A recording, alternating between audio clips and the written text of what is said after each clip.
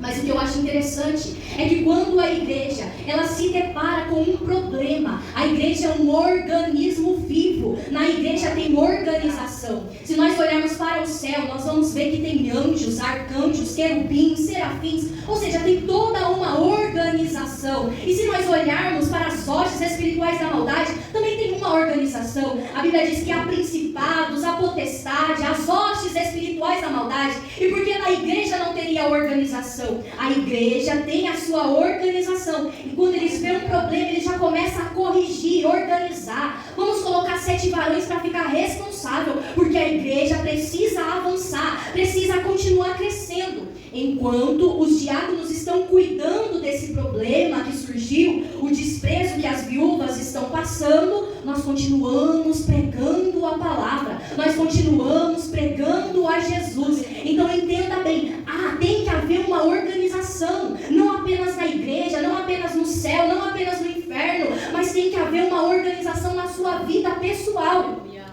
Esses dias estava aconselhando uma amiga, ela disse: eu não consigo ter uma vida de busca com Deus constante. Eu falei: você precisa organizar a sua vida espiritual. Do mesmo jeito que você tem hora para tomar banho, você tem hora para dormir, você tem que ter uma hora para separar e buscar ao Senhor. Essa hora vai ser a hora da oração. Às vezes de manhã, 8 horas da manhã, é o horário mais tranquilo. Então essa hora é lei, vai ser a hora da oração. Mas eu preciso fazer um jejum, separa um dia da semana, toda segunda, toda terça, ou seja, organização. E assim então a constância vai criando hábito e nós vamos nos aproximando cada vez mais da presença de Deus. E a igreja tem sim então a sua organização. Separa 7 diáconos para cuidar das viúvas, dos órfãos. Aleluia. Mas o que eu disse no início, Estevão era homem cheio de fé e cheio do Espírito Santo de Deus. Uma pessoa que é cheia de fé e é cheia do Espírito Santo de Deus, ela sabe se pôr, ela sabe a hora certa de falar, ela sabe como responder. É por isso que no versículo 10 diz assim: e não podiam resistir à sabedoria e ao Espírito com que falava, porque Estevão era um homem cheio do Espírito Santo. Então não era tão fácil pegar Estevão. Quando Estevão abria a boca, era o Espírito Santo usando a boca de Estevão. Assim como diz em Salmo 81:10: abra a tua boca e tá encherei. Era Estevão abrir a boca e o Espírito Santo enchia, e eles não podiam resistir. Assim como Pedro, quando estava falando de Jesus, eles disseram assim: ei, mas esse daí não é aquele que não tem letra, indouto, mas como fala com tanta sabedoria? É porque o Espírito Santo colocava as palavras na boca de Pedro. E da mesma forma, o Espírito Santo colocava palavras na boca de Estevão. Por quê? Eles estavam querendo contender, então eles estavam querendo debater, e eles lançavam alguma coisa para contender com Estevão. E ai de Estevão se respondesse alguma coisa ali, que eles tivessem o que acusar. Mas Estevão, sábio, cheio da presença de Deus, cheio do Espírito Santo, falava palavras sábias, palavras inspiradas pelo Espírito Santo, de maneira que eles não tinham o que acusar Estevão.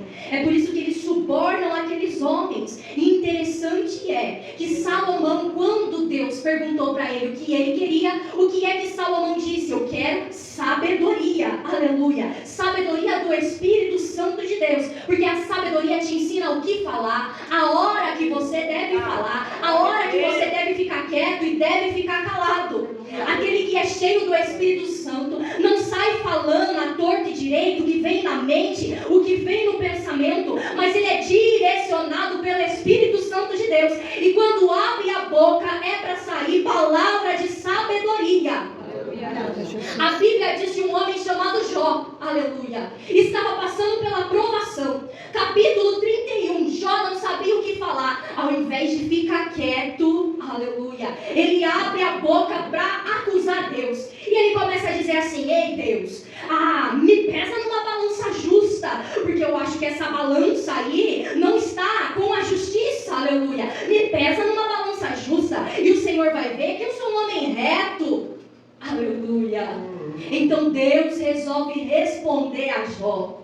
Jó não sabia o que falar, não sabia o que estava acontecendo. Devia ficar quieto, devia ter ficado ali esperando o Senhor falar com ele. Mas ele estava ali falando para Deus: me pesa numa balança justa, que há alguma coisa de errado. Então Deus fala assim, lá no capítulo 40, Jó, cinge os teus lombos, pois agora sou eu quem vou perguntar para você. Jó, aonde você estava quando eu formei a terra? Jó, aonde você estava quando eu fiz o mar e com um cordel medi toda a terra? Onde tu estava, Jó? E Jó não sabe o que responder. E o Senhor fala: responde, Jó, agora. E ele diz: Senhor, colocarei a mão sobre a minha boca, porque eu não sei o que responder. Então Deus fala assim: cinge os teus lombos, que eu ainda não terminei. Aleluia. Estou falando contigo. Capítulo 38, versículo 3. Agora cinge os teus lombos como homem, e perguntar-te-ei, tu me responde: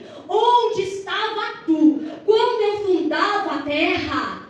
Faze-me saber se é tão inteligente, Jó. Aleluia. E Jó não sabe o que responder.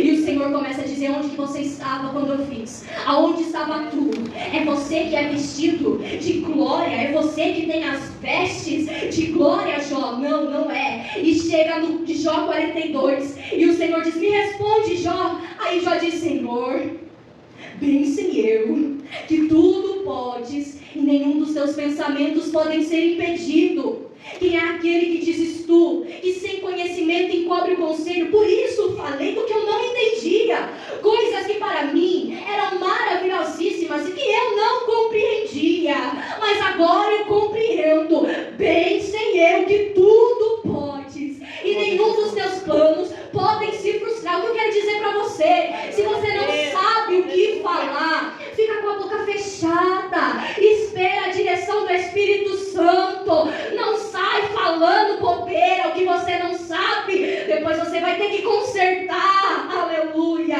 Mas só que Estevão era um homem sábio. Versículo 10. E não podiam resistir à sabedoria, ao que o Espírito com que Estevão falava. Quando o Espírito colocar a palavra na tua boca, quando o Espírito te direcionar, aí você abre a tua boca com graça e Deus te justificará. Aleluia. Então chega Estevão perante o conselho. Estava ali o sacerdote, estavam os maiorais, e começam a dizer para ele: e aí, o que tu vai falar, Estevão? Estevão: eu vou pregar a palavra. Estevão começa a pregar a palavra de Gênesis, passa por Êxodo, e começa pregando e pregando a palavra. E chega no versículo 52, a qual diz assim: a qual dos profetas não perseguiram vossos pais, até mataram os que anteriormente anunciaram a vinda do justo, o qual vós agora fostes traidores e homicidas. Aleluia. Esse justo que ele está falando é de Jesus.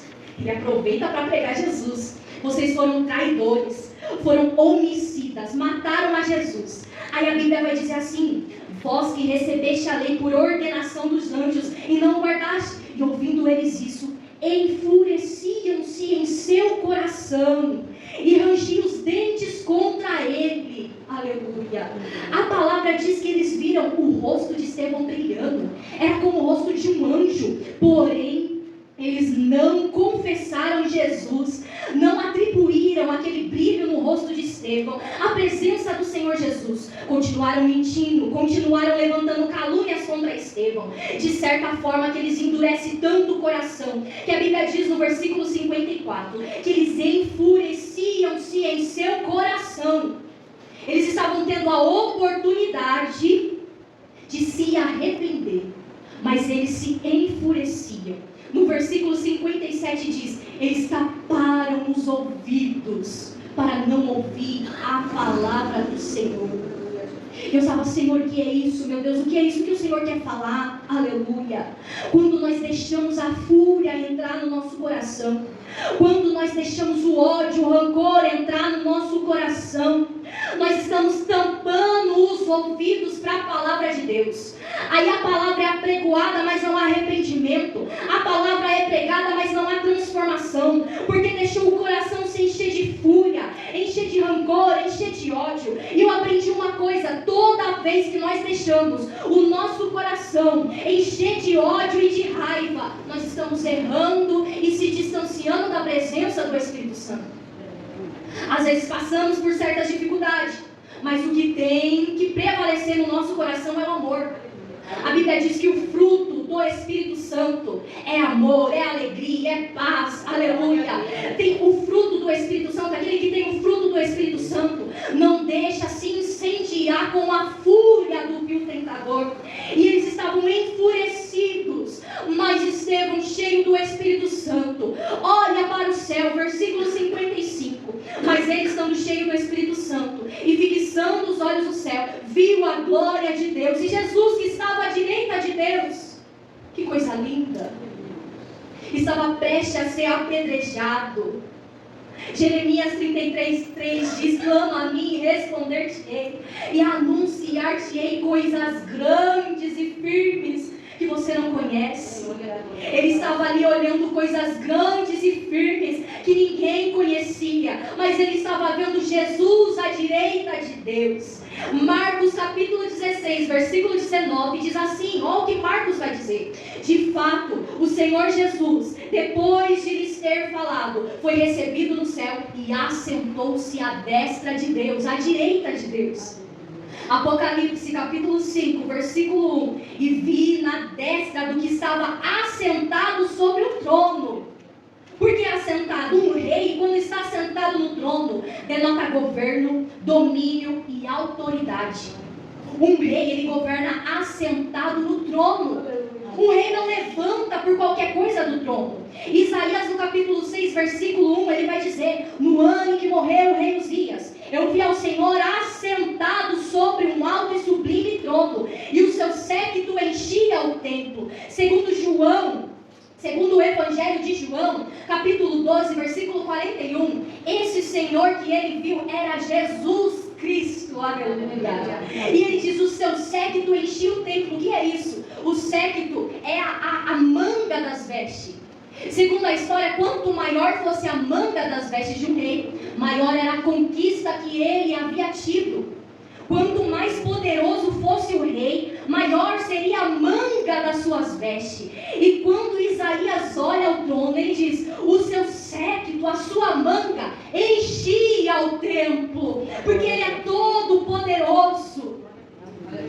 E eles vê sempre Jesus assentado sobre o trono. Mas olha o que Estevão viu, e disse: eis que vejo os céus abertos e o Filho do Homem que está em pé à mão direita de Deus. Aleluia. Aí é um mistério. O que Jesus está fazendo em pé? Em todas as visões, em todas as passagens que nós vemos falando do trono, Jesus está assentado no trono. Mas nessa ocasião especial, Jesus se levanta do trono para receber Estevão, aleluia. E não somente para isso. Quando um rei se levanta do trono, é porque ele tem que tomar uma ação. Uma ação que não é corriqueira, não é de costume ele tomar, mas precisa se levantar do trono para tomar uma ação. Olha que interessante. Quando Estevão foi apedrejado e ele estava à beira da morte, não tinha ódio no seu coração, não tinha rancor no seu coração. Estevão podia falar: Senhor, age com justiça, Senhor, mata todos eles. Mas Estevão diz assim: Senhor, não atribua a eles esse pecado, Senhor. Não imputes a ele esse pecado, Senhor. E então ele adormeceu. Mas como o governo está na mão de Deus, de Jesus e não do homem, mesmo sem Estevão pedir a justiça de Deus, Jesus se levanta do trono agora para fazer justiça. Quando Jesus está de pé, à mão direita de Deus, é porque ele está prestes a entrar nesta batalha, aonde a igreja primitiva estava enfrentando. As vestes de Estevão, a capa, foi lançada ao pé de Saulo. Saulo não havia matado, mas estava consentindo com a morte de Estevão. Agora Jesus se levanta dizendo: agora eu vou entrar nesta peleja. Agora eu vou acabar, aleluia, com essa bagunça que Estevão está fazendo na igreja. que Saulo está fazendo na igreja. Está prendendo, está aí permitindo ser morto, mas agora eu me levanto do trono para agir com justiça. O nosso Deus é Deus de amor, mas Ele também é Deus de justiça. E ai, quando Ele se levanta do trono para agir com justiça.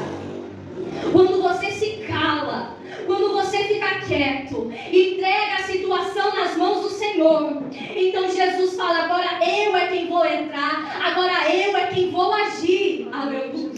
Então Deus só está esperando a tua posição. O que é que você vai fazer? Vai questionar, vai reclamar, vai murmurar, vai querer se justificar, ou você vai ficar ali: Senhor, estou aqui aguardando a palavra de sabedoria. Estou aguardando o Senhor encher a minha boca. Qual é a hora que eu tenho que falar? O que é que eu tenho que falar? Porque a palavra que sai da minha boca não tem efeito, mas a Bíblia diz que a palavra de Deus é mais penetrante do que uma espada de dois gumes. Ela penetra junto à medula até a divisão da alma. Então espera a palavra de Deus, espera ser inspirado pela palavra de Deus. Glória a Deus. Quando o reboliço estiver acontecendo na tua casa, quando parece que vai virar aquela briga, vai virar de perna pro alto, não abra a tua boca sem sabedoria. Fecha a boca e fala: Senhor, estou esperando o Senhor encher a minha boca com sabedoria. O que é que eu falo, Senhor? O que é que eu falo, Senhor? E se o Senhor falar: fica quieto, você fica quieto. E se o Senhor falar: fale isso, você fale isso. Estevão estava ali quieto, sendo acusado. Quando abria a boca, saía a palavra de sabedoria, saía a palavra inspirada pelo Espírito Santo de Deus. Quando ele tinha razões para dizer: Senhor, entra, destrói. Não, Senhor, não lhes imputes este pecado. Ainda que eu estou padecendo, estou morrendo, Senhor, salva essa alma. Cercou. Quando Jesus cerca, não tem como escapar. Tem um versículo que fala que Deus coloca um anzol no nariz, aleluia, e Ele puxa para a sua presença. Ah, quando Jesus cercar, não há como escapar.